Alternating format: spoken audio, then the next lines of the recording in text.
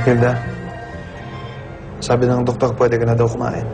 Ito, nagdala ko almusal para sa'yo. Huwag mo akong hawakan. Bitawan mo ako.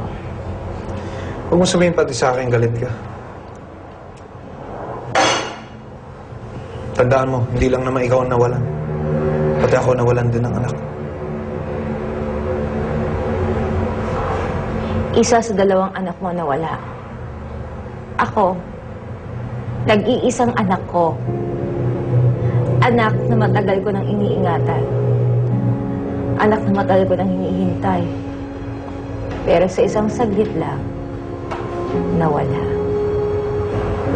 Hilda, kinuha siya sa atin ng Diyos.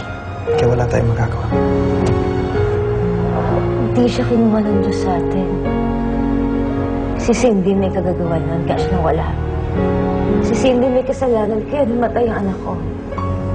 Kaya si Cindy dapat sisihin sa lahat ng nangyari na ito.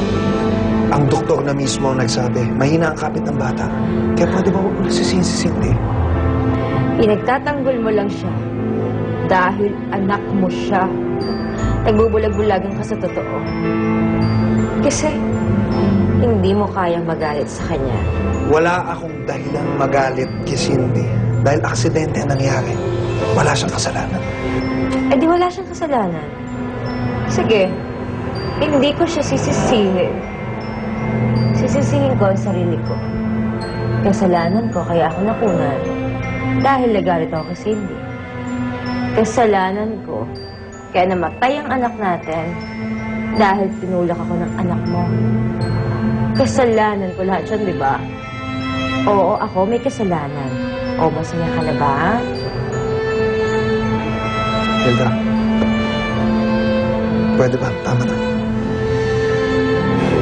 Pag okay ka na, patawag mo lang yung doktor para ma-check up ko ulit. Dahil sabi nila, pag maayos ka na, pwede na kita uwi. Hindi ako uwi sa bahay hanggat nandun yung anak mo. Hilda, ano ka ba naman? Seryoso ako, Robert. Hindi ako uwi doon sa bahay na hanggat nandun yan sa Cindy.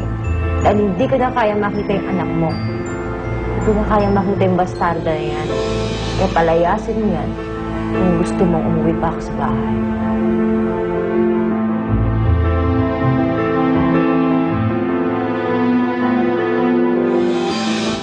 Lukas! Pupuntahan talaga ito sa'yo. Ano ang pupuntahan? Ano mabuti pa sa mama mo kay Cindy? Baka gising na yun. Ayaw, pinupuntahan mo si Cindy. Anong problema mo? Ikaw ang problema ko. Simula dumating sa buhay ko, sa pwera na ako sa kaibigan ko. Kumain ka na, hayaan ka ako sabi ko. Bakit talaga hindi mo gisingin doon para makasabay? Sino gigisingin ko? Ay, napagising niyo, nakaalis na nga eh. Umalis? Tatanggapin ko lang yung sorry nyo pag magbabati na kayo. Kasi hindi natulog si Lucas? Tama. So kung ano man talaga yung gayuma na ginamit niya kay Lucas, it's definitely working. Sinundan mo rin siya. May gusto ka kay Cindy, no? Bakit naman magkakagusto kay Cindy? Eh, hindi naman masyado maganda yun. Hindi sexy yun. Isip bata pa yun. Baro ako mag-basketball. Pag natalo kita, lalayo mo si Cindy. Pag natalo mo naman ako, hahaya ako na kayong dalawa. Eh di kung ganyan lang din naman, maghiwalay na lang kayo para mas maganda. Hindi mo pwedeng pabayaan mo lang siya. So anong ibig mong sabihin? Paalisin mo si Cindy sa bahay.